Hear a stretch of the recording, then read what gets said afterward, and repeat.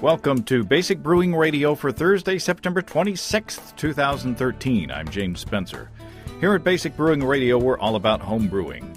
This week, Chris Colby of beerandwinejournal.com joins me to talk about a new experiment that we'd like you to do with us concerning hoppy beers. Also, we visit the other end of the spectrum and talk in detail about how to brew tasty German wheat beers. If you're new to home brewing and would like to get into the hobby for the first time, check out our website, basicbrewing.com, where you can find archives of our audio and video podcasts and our DVDs to walk you through basic and more advanced brewing techniques. You can follow me on Twitter. My username is Basic Brewing, all one word. Also, you can find me on Facebook at facebook.com/basicbrewing.james, and our show page on Facebook is at facebook.com/basicbrewing. We're on Google Plus, too. And thanks again to everybody clicking on the Amazon.com associate link on our basicbrewing.com site. You know how that works. Whenever you think of Amazon shopping, go to our site first. Go to basicbrewing.com, click on the Amazon ad. That will take you to Amazon, where we will get a cut of whatever you buy. And one thing about the Amazon link, in the past show, I shared a tip from a listener to add a bookmark to your browser with the URL from our Amazon ad. Apparently, somebody tells me that may not be a good idea. I heard from another listener, Dione, who said if you use a bookmark, it may not work. We may not get credit for what you buy. Apparently, Dione tried that and wound up not getting credit for some purchases. So, to be safe, please take that extra step and go to our site to click on the Amazon logo before you go Amazon shopping. We appreciate very much your extra effort to do so. We also have associate links for Brew Your Own magazine and the American Homebrewers Association on our site. You can find our Basic Brewing iPhone app on iTunes and our Android app on Amazon.com. We're on the BlackBerry podcast directory. We're on the Stitcher app, and we're on the Windows Phone directory, too. Man, we're everywhere. Check out our brewer's logbook at basicbrewingshop.com. In the front is a blank calendar that you can use to track your fermentations and plan your brews. And there is room in the back to log the details of up to 50 batches of beer.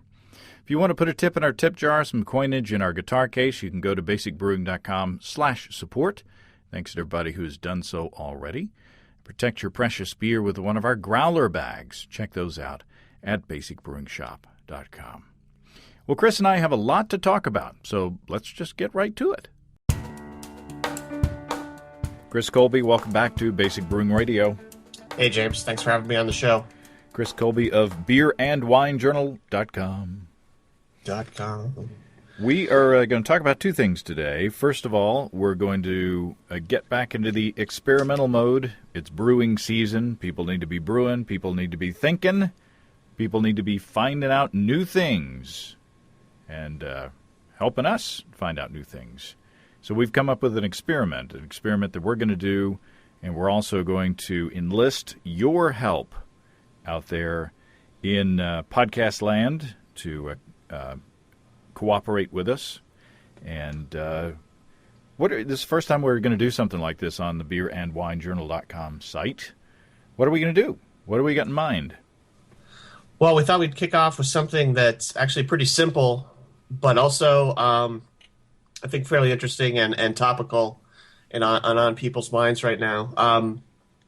There's the idea that sort of quasi-recently filtered into the homebrewing community about when you make an IPA, adjusting your what they call the chloride to sulfate ratio in your brewing liquor, in your brewing water. And the idea is that, the sort of old idea used to be just add gypsum, which would give your water calcium sulfate. But the newer idea is you need a little bit of chloride in there, usually from calcium chloride, to balance that out a bit. And so the idea is that the higher, the lower your chloride to sulfate ratio is, the more sulfate you have as opposed to chloride, the more that will enhance the bitterness of your beer. And we have an experiment to test two different things. One is, can you adjust this ratio after you've brewed the beer, or do you have to, adjust that ratio in the boil. And then the second question would be if you can and it works, how great is the effect in beer? And the nice thing about this is all you need to do is brew 5 gallons of IPA to get it to work. Because what the experiment is this: you'll start with starting with either distilled water or RO water, or if you happen to know that your water has extremely low chloride in it, brew up a batch of IPA with a 1-to-1 chloride to sulfate ratio.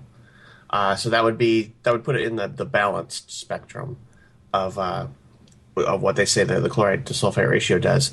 Then what you do is bottle the beer, and not kegging it. We'll bottle the beer, and what you'll do is bottle off the first gallon at a 1-to-1 chloride to sulfate ratio. Then you'll stir in a little gypsum, let it sit for a couple of minutes just to make sure it dissolves. Bottle off the second gallon of IPA at a 1-to-2 chloride to sulfate ratio. Then stir in a little bit more gypsum, give it a minute or two to soak in, to dissolve.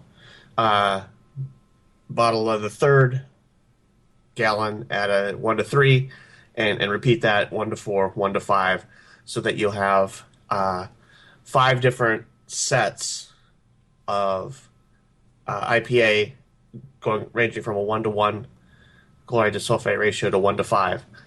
And it should be something that one is easy to do, because you're brewing one batch of beer, and it also should be, I think a lot of people, myself included, have been interested in that, because it's one of the beer styles, along with stout and a few of the others, where like mucking with your water chemistry is really has the potential to bring great rewards.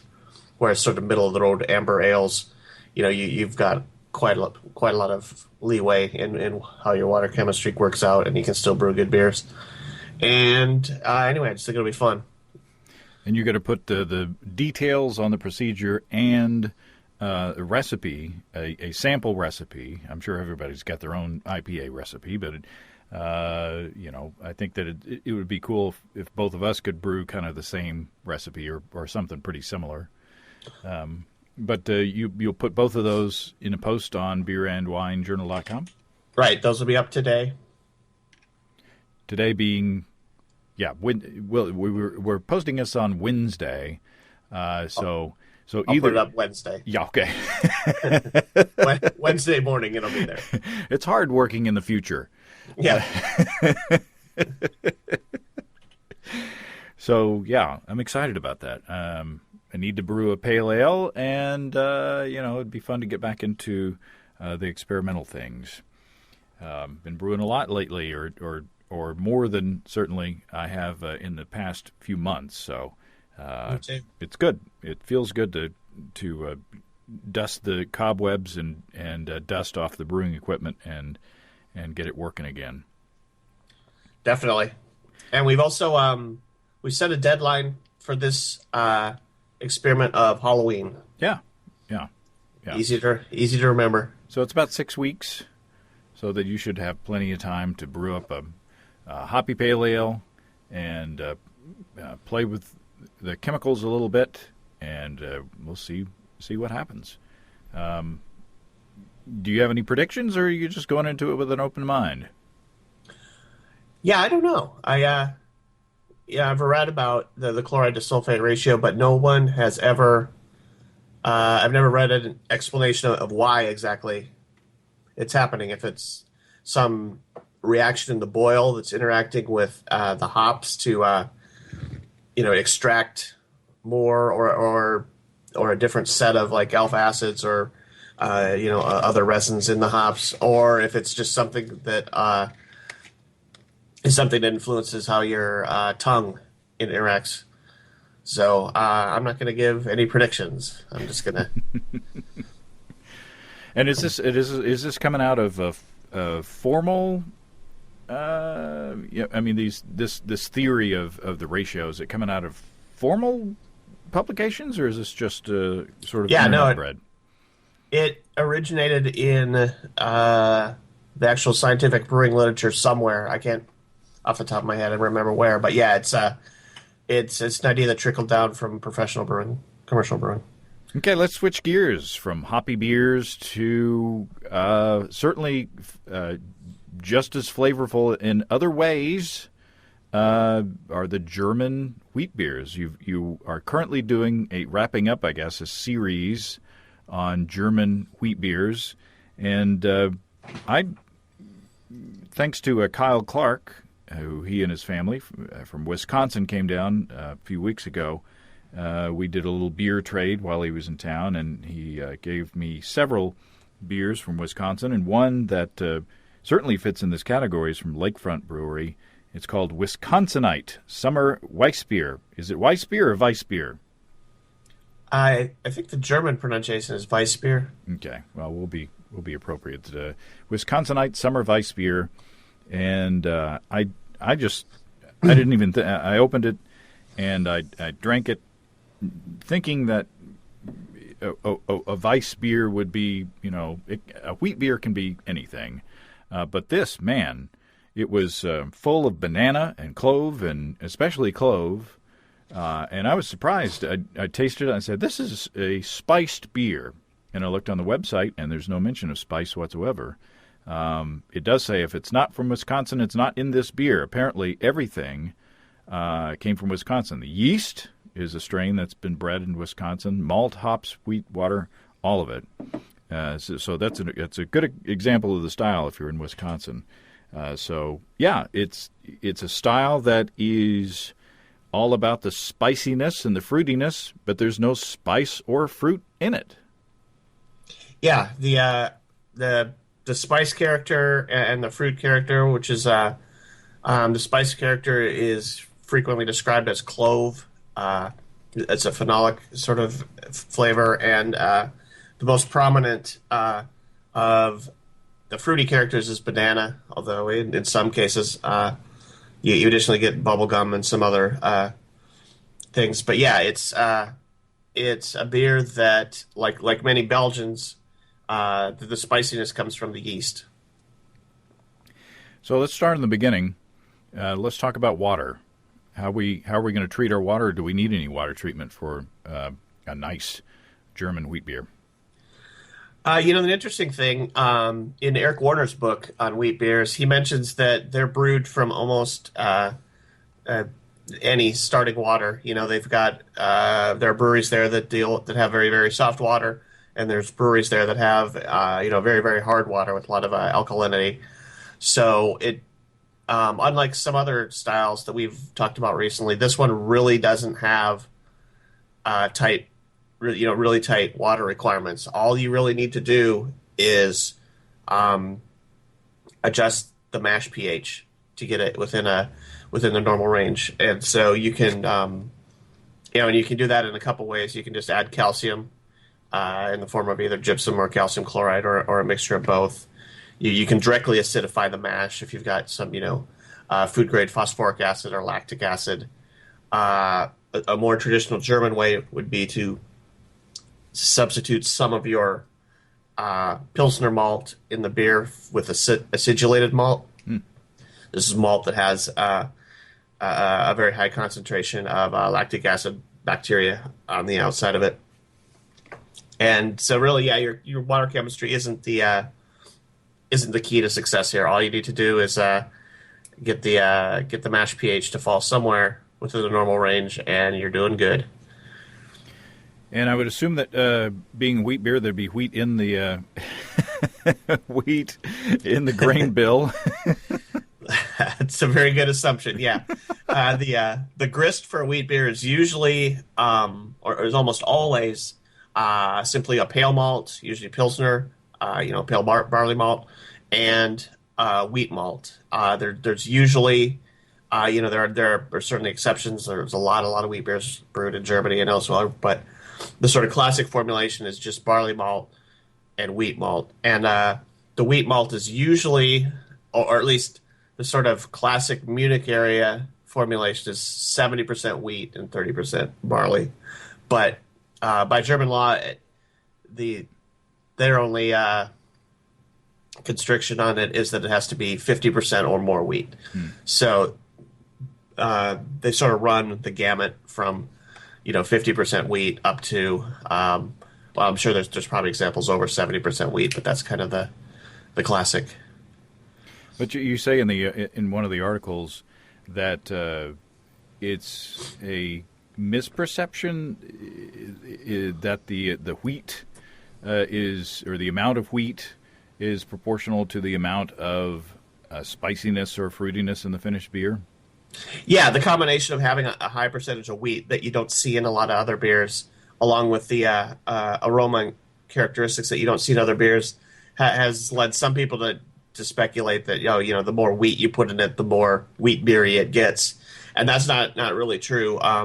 Actually, in Wolfgang Kunz's book, Technology, Brewing, and Malting, he says that experiments have found that 60-40 blend brings out the clove the most, although that's it's like a secondary or tertiary effect. It's not the primary way that the clove shows up. There's two big things that lead to that. So can you you say a percentage of barley malt? What kind of barley malt are we looking at? Usually Pilsner malt. And if you're planning to do a decoction mash, trying to get under-modified Pilsner malt would be good. It's not necessary strictly, but you'd be better off. And that leads into an entirely different conversation on on both under-modified and decoction. So check the archives for those two. So what kind of wheat? Red wheat? White wheat? Traditionally, German brewers used red wheat. You can use white wheat. It's fine. And there's also, there's well, not a million. There's 3 different distinctions between wheat. There's whether it's red or white. There's whether it's summer or winter, and whether it's hard or soft. And so you've got, out there. There's typically a lot of choices or whatever, but usually the descriptors you find in wheat that's been malted and for sale, the big thing is usually find either red or white, and red is generally preferred for Hefeweizens. Although if your homebrew shop only carries white, that's fine. It's not going to make that big of a difference. And just incidentally, the red is from some there are some phenolic molecules on the outside of the wheat they're slightly red colored, but those don't add color to your beer. It's not like if you use red wheat, your Hefeweizen turns out amber or anything like that. It's very subtle. You can see it if you saw the kernels of the two laying side by side, but it doesn't show up in the final beer. So could I make I've been playing a lot with 100% wheat beers and 100% rye beers. Could I make a sort of spicy, phenolic, fruity wheat beer without any barley? You could, sure. And on the flip side, you could make one without any wheat either, because one of the key molecules that leads to the clove flavor, the clove flavor in German Hefeweizens is mostly due to a molecule called 4-vinyl guaiacol, and the precursor for that is a molecule called ferulic acid. And wheat is relatively high in ferulic acid. It's sort of stuck to some sugars in the bran. The bran is the outside of the wheat, so in the mash that gets released, and then in fermentation, if you use the right wheat beer strain, that gets converted to the ferulic acid gets converted to 4-vinyl guaiacol, and you get that clove flavor. But barley also has ferulic acid. It's my understanding not quite to the levels that wheat does, but that they both contain it. So how do we prepare a mash to best accentuate these flavors that we're looking for?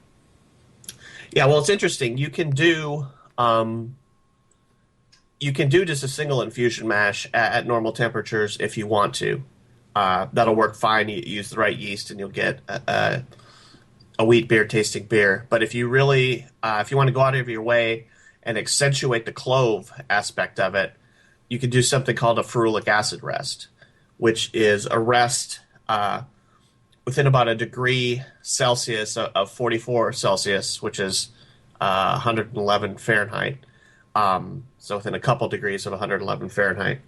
And anyway, in this ferulic acid rest, at least the theory goes that it releases the ferulic acid from the sugars that it's bound to, and makes it free ferulic acid in the wort.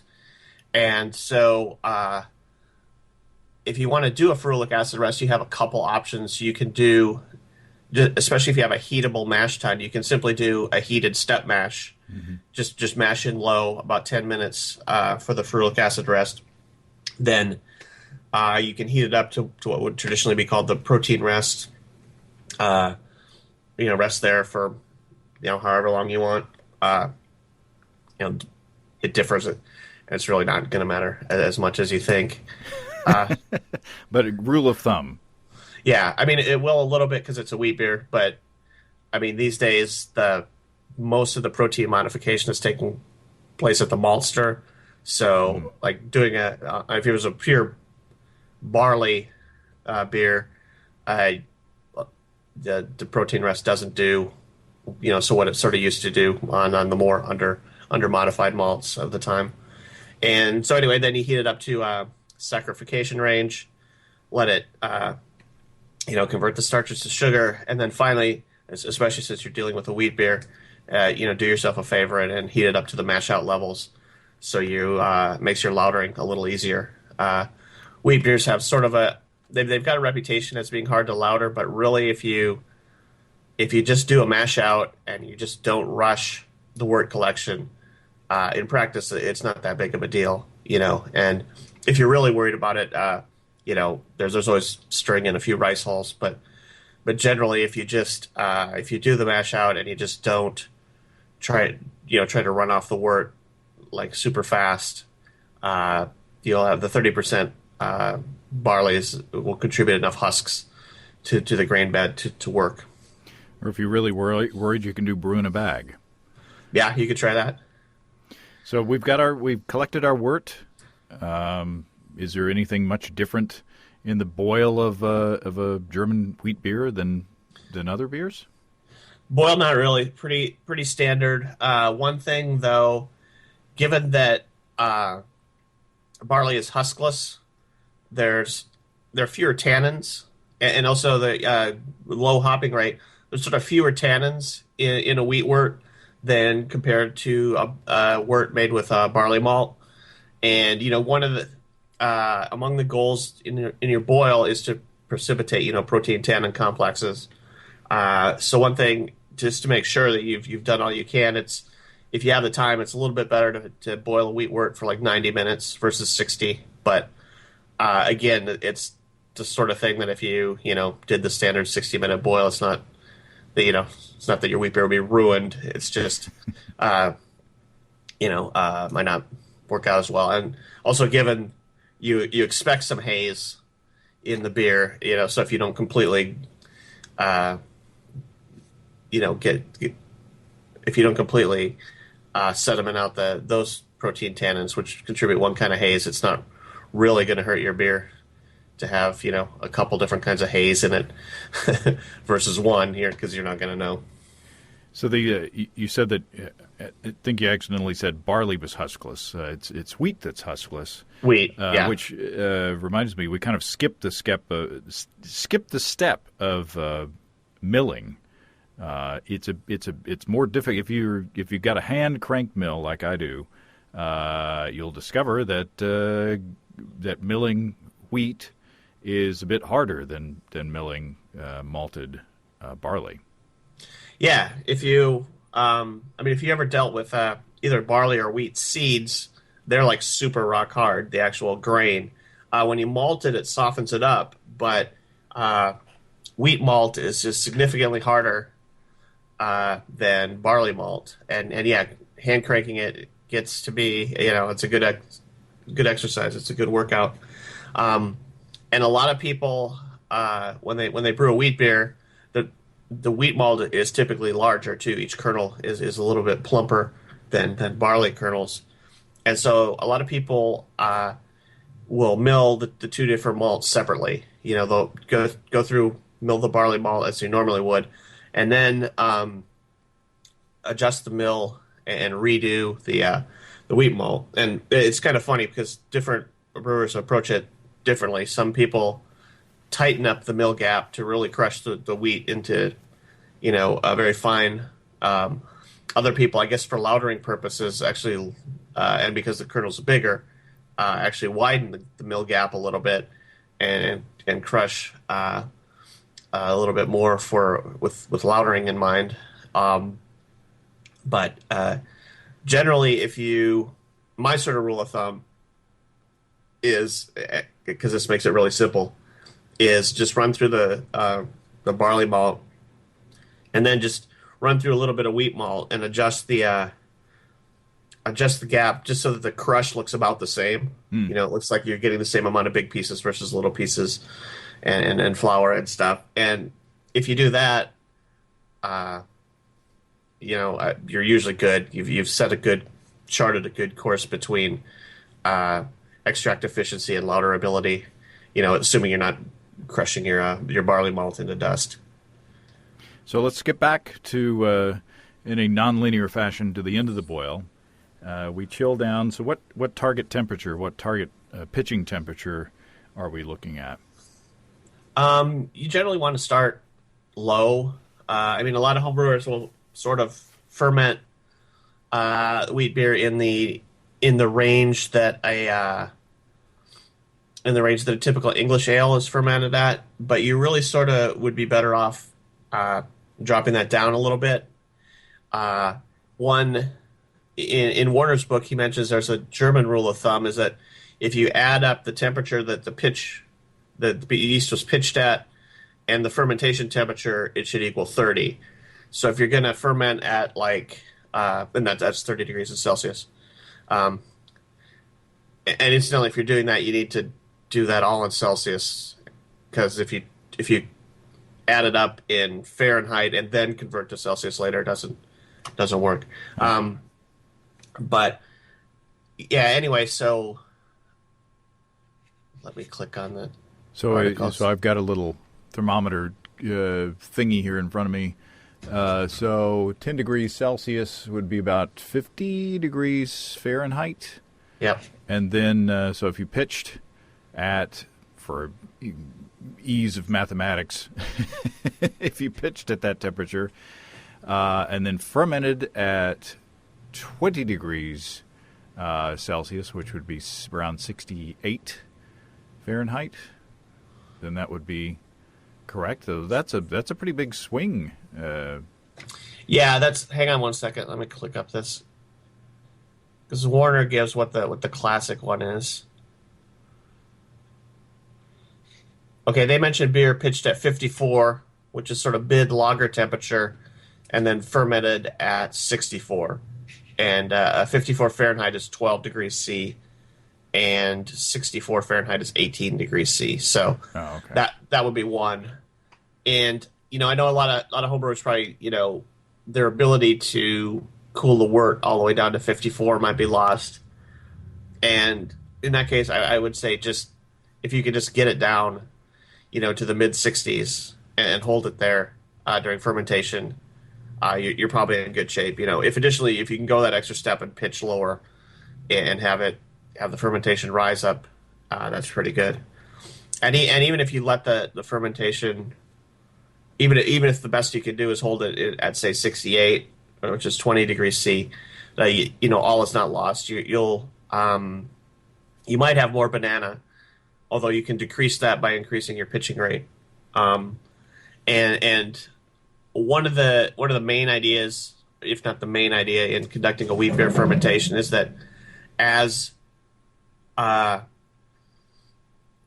as you get stronger worts, like thicker worts, uh, less aeration, less pitching, and higher temperatures, all these things lead to more of the clove aspect in the beer. Hmm. And by the same token, because it's a yeast byproduct, by the same thing, these all also increase the banana. That's the same set of things that increases esters in beers. And so, if you want to manipulate the 4 VG, the 4 vinyl guaiacol to banana ratio, what you need to know is that the esters increase a lot more quickly than the phenolic, the 4 VG. So if you want to brew a beer and favor banana, go ahead and ferment at a higher temperature because although there'll be more clove, there'll be just so much more banana that is blown out. But if you want there to be more clove, bring down the fermentation temperature, and let because the clove will sort of at the lower range of concentration, sort of poke its way through the banana flavors and get more balance. So it's basically clove low, banana high for fermentation for fermentation temperatures. That's a T-shirt. Yeah, there you go. Clove low, banana high, and and you wrote an article about sort of the chemistry of what's going on. For those who want to get into more detail about that side of things, including little diagrams of molecules and such. And also a little explanation of what those mean, because they I know they show up in at brewing publications all the time, but I'm not. I'm sure there's some people who don't have the chemistry background and just wonder like, what are all these squiggly little lines doing here? What's it telling me? And in that article, I review several of the molecules that are relevant in wheat beer brewing, and they also show up in some in some Belgians and some others. And it's just kind of interesting that there's a whole suite of. If you look at 4-vinyl guaiacol, there's a whole suite of related molecules, and they all have some sort of flavor associated with them. Like you can take 4-vinyl guaiacol and take off one hydroxyl group and add an ethyl group to one of its side chains, and suddenly it's ethyl cinnamate, which is cinnamon. You can change it a little bit, and it's the I forget what all you have to remove one of the side groups, and it becomes eugenol, which is the actual clove in cloves. Because 4-vinyl guaiacol is not the same molecule that cloves is, but it's very closely related. And just little changes in the composition of the molecule, basically, because these are all phenolic molecules, so they've got a 6-carbon ring at the center of it, and it's the difference between them. The ones that I discuss here are just a different side chain either being added or not. And so I don't know. I found that interesting. I don't know if anyone else did. But. Well, the different yeast strains will give different results. Will also accentuate different compounds. What are your favorites? Yeah. In order to brew a German wheat beer, you need a beer that's going to pump out the 4-vinyl guaiacol and the banana esters. And if you do everything the same as in a normal ale and pitch like a normal, English strain or a normal clean lager strain or a clean ale strain or a lager strain, you wouldn't get all that wheat beer nose to the beer. I mean, we've all had American wheat beers, right, where it's made with wheat, it looks cloudy, but you taste it and it's got a clean ale flavor. Mm-hmm. So you need the right yeast. And the interesting thing, this is the sciencey stuff, is what interests me on a lot of this, is there's an individual gene, which is called the POF gene, and if that gene makes the product that it's supposed to. Genes code for proteins that are enzymes. And in this case, the POF gene makes a protein that's called either ferulic acid decarboxylase, or sometimes it's called, I think, cinnamate decarboxylase. But anyway, it's an enzyme that takes a phenolic molecule that's similar in shape to 4-vinyl glycol or 4-vinyl glycol, and takes a carboxyl group off of it. And so anyway, the sort of yeasts that are this way are the wheat beer yeasts, the anything labeled Hefeweizen or German wheat beer or whatever. Those yeasts are what are called POF plus because the gene actually works. Also, incidentally, bread yeast is generally POF plus. Most wine yeasts are, but there are a few that are POF minus, and I guess you don't get the wheat beer flavor in a wine because there's not the precursor there. Although I would guess if you ferment it at high enough temperature, you could get the banana, maybe. So there are different. You go over in the article. You go over a lot of a bunch of different strains and the characteristics that they are supposed to accentuate. Okay, yeah, there are a couple strains at least available to homebrewers. There's sort of the classic strain, which originated with the Weihenstephan brewery. I'm not sure if I'm pronouncing that right, incidentally. And you can get it as a homebrewer either as Wyeast 3068, which they call Weihenstephan Weizen, or White Labs WLP 300, which they call Hefeweizen Ale. And this strain sort of gives the classic wheat beer characteristic. If you manage that your pitching rate and your aeration and your fermentation temperatures, you can get the nice, balanced clove and banana flavor that you've probably tasted in many German wheat beers. That there's another strain which is, let's see, I believe it's Wyeast 3638 and White Labs WP 380. I think those are the same strain. Mr. Malty has a strain identifier that mixes it up, but there's a secondary strain that's very good, and the main difference is the other strain produces more of the other esters. So along with bananas, you can get some other things like apple and plum mixed in there. A little bit more. Some people describe it as a little more complex. Definitely, if you want to stress the fruity side over the clove, that would be a good one to go with. And there's a couple other strains, and there's also at least one mixed strain out there, or there are a strain mixture that's sold. But yeah, you've got a lot.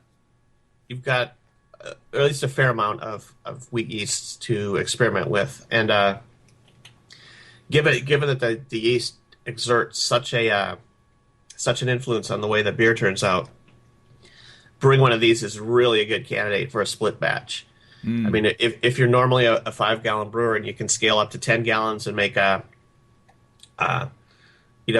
fill 2 carboys, that's really the way to go. And especially if you've never tried it before, try out a couple different strains, or if not, just split into 2 3-gallon carboys and do 2.5 gallons if 5 gallons is the most you can produce in your brew house. But yeah, it's a really and it's one, frequently homebrewers do that if they're going to make a Hefeweizen, split it between 2 different strains and get essentially get 2 different good wheat beers out of it. Yeah, that's a great idea. So let's talk about packaging. Typically, this is served cloudy. If it's bottled, there's sediment on the bottom of the bottle. You rouse up the yeast and pour it cloudy. So how does that affect the way we homebrewers package this? Yeah, German Hefeweizens are almost always bottled versus kegged. I mean, there are kegged examples out there, but they're generally bottled conditioned so that they have yeast at the bottom. And yeah, as you say, when they're served, a lot of people, or a lot of Germans at least, will at the end they'll swirl the the dregs at the bottom and pour that into the beer to make it extra cloudy. And yeah, as homebrewers, obviously we're very used to bottle conditioning our beer, and so that's not really a problem. The one sort of twist on or the one sort of difference that wheat beers have versus other ales is they're typically very highly carbonated. Whereas a typical like American beer, craft beer, will be carbonated to about 2.5 or 2.6 volumes of CO2. Wheat beers are 3.5 to 5 sometimes. Wow. So they're highly carbonated, and you can approach that one of two ways. And this is going to be the last of the wheat beer series. Is the easy way is just to add the appropriate amount of priming sugar, and you can do it that way. And I recently posted a article on just priming sugar and how to hit your right carbonation levels, and so that's the way that most homebrewers approach it.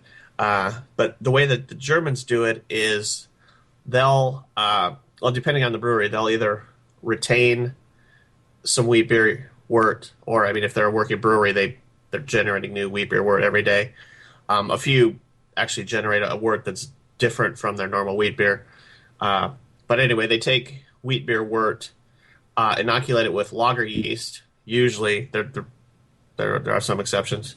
So they have essentially a fermenting wheat lager, and they add that as their priming sugar, essentially.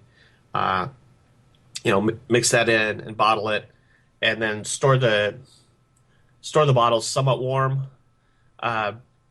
In Fahrenheit, it'd be like 75 to 80 degrees. Not quite as hot as a lot of Belgian breweries bottle condition, even above that.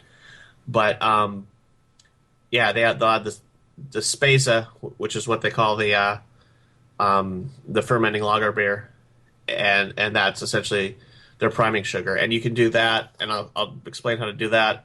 Although it's kind of twitchy because you want the beer to be fermenting, but then you also want to, if it ferments too much, then it's fermented too much of the sugar away, and you don't get enough carbonation. But if it's just started and you add it, you can, you don't want 6 or 7 volumes of carbon dioxide in a beer.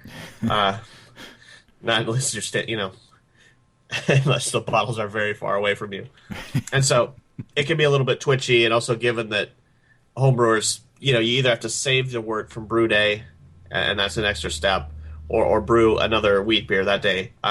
Most of them just rely on the corn sugar, but you can do it with the Speza. And the one thing to note about bottling a Hefeweizen is it's really good to do it in those 500 ml heavy Hefeweizen beer bottles.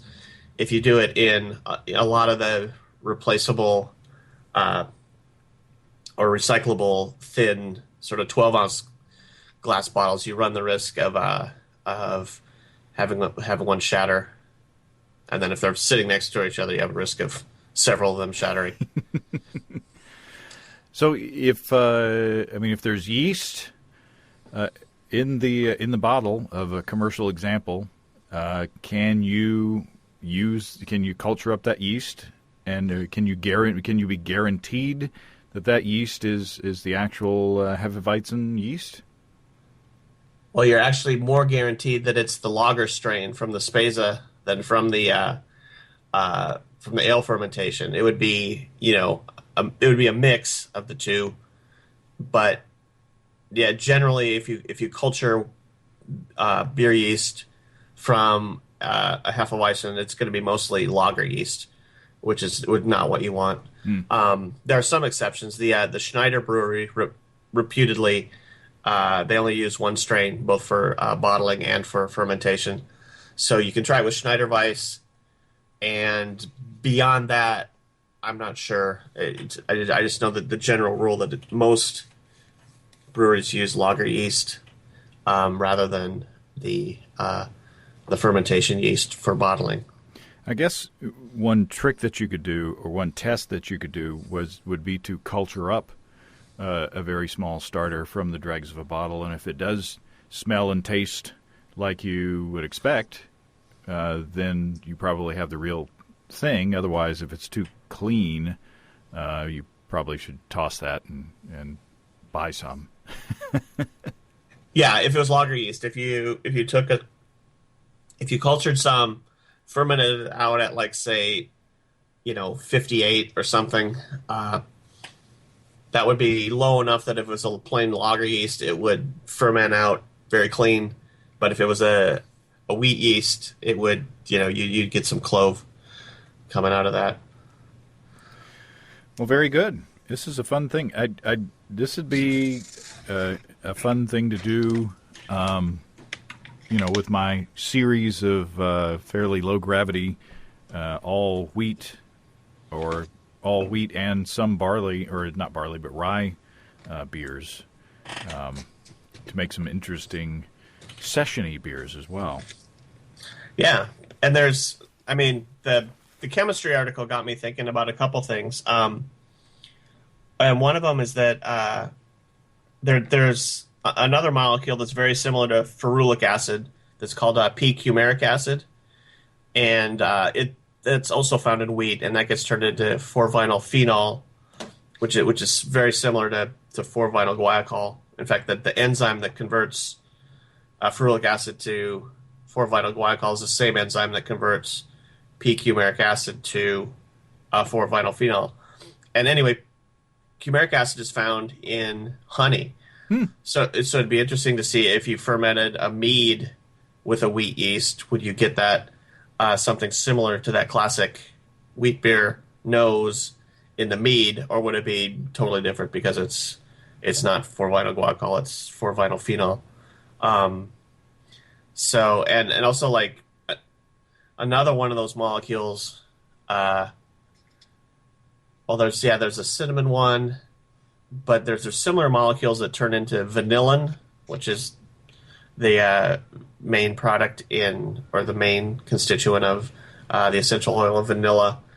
And there's just a lot of similar compounds like that, and so it'd be interesting to maybe even just as an experiment try a real wide range of yeast strains, maybe even wine strains, on a wheat beer wort, and try to see what flavors you could get to pop out. It would be probably a lot of hit and miss. You'd probably be going through a lot of beers that just like, oh, this just tastes like an American wheat. This just tastes like an American wheat. But I mean, you never know. You never know until you try it, and there might be some weird flavor combinations if you can develop enough of the ferulic acid at the beginning. I think that might be an interesting experiment. Sure. It might be a long and ultimately pointless experiment also, but but if you like American wheat beers, then you might be set. If you like American wheat beers and a small percentage chance of success, then that's the experiment for you. Well, speaking of experiments, remember, take a look at the blog, beerandwinejournal.com, to get all the details on how to help participate in our experiment on the making the testing of the gypsum and the hoppy. We need a snappier title than that, but that's. And we'll also, on the website, we'll have exactly what to do with the beer chemistry, or the water chemistry. So if you're not, if the idea of water chemistry is like putting you off because you think like, oh, that's too technical, well, it'll be step by step at how to do it, exact measurements and all that. So, we're hoping, because it's an easy experiment to do, it's a popular style of beer. We're hoping that, we'll get quite a few participants and get some fun results, and also have 5 gallons of IPA to drink. Woohoo! All right. Well, thanks, Chris. Thanks, James. Well, thanks again to Chris. looking forward to doing the experiment with the hoppy beer and the gypsum, the additional gypsum. Kind of a hard thing to say, additional gypsum. It'll be a fun way to play with water chemistry and see what the impact is, and it'll be, at the end of it, you'll have some tasty beers. So what's not to like? If you have brewing questions, show suggestions, or just want to say howdy, write to james@basicbrewing.com, or just fill out the contact form on basicbrewing.com, and please don't forget to tell us where you're from. Our Basic Brewing growler bags are available in the shop. Protect your precious homebrew and craft beer as you take them from place to place. Check out our support link, where you can throw a couple of bucks into the tip jar by subscribing financially to our podcasts. And be sure to check out our DVDs, of course, Extract Brewing and Partial Mashing, Stepping into All Grain, Low-Tech Lagering and Decoction Mashing, and Introduction to Wine Kits. You can find them all on our site. We've got combo deals to save you a few bucks if you want to buy more than one DVD at a time, and you can check out our Basic Brewing shirts in the store, too. Our Brewers Logbooks are on the store as well. Keep track of up to 50 batches of beer. You can see a listing of the fine folks across the country who sell our DVDs on basicbrewing.com, and if there isn't a vendor in your area, you can order them online at our online shop at basicbrewingshop.com. Thanks to everybody who's continued to click on our Amazon.com link. We greatly appreciate the support. Our featured products this week that were purchased through the link are Poo-Pourri Original Before You Go Bathroom Spray, 16-ounce refill size. That's a funny commercial. And Get Naked Puppy Health Dental Chew Sticks for puppies and dogs. Puppies are also dogs. But anyway, thanks again, everybody. And remember, I can't tell who bought what, so no worries there. Just click on the Amazon.com logo on our site the next time you feel like Amazon shopping. We greatly appreciate your support. Don't forget you can also join the American Homebrewers Association and subscribe to Brew Your Own magazine through the associate links on basicbrewing.com as well. That's all until next time. Until then, thanks for listening, everybody. I'm James Spencer. Production help for Basic Brewing Radio and our website is provided by Kelly Dotson. Basic Brewing Radio is a production of Active Voicing. Talk to you next time, everybody. So long.